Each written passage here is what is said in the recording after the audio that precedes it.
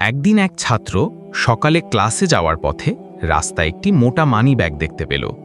সে চারদিকে তাকিয়ে দেখল কেউ নেই।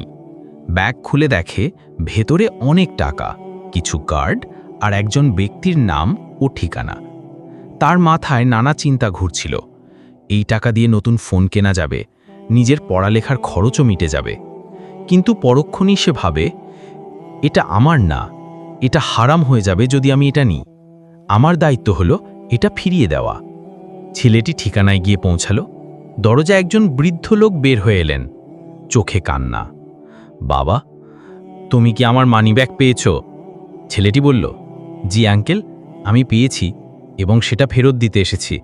বৃদ্ধ লোকটি আবেগে ছেলেটিকে জড়িয়ে ধরলেন।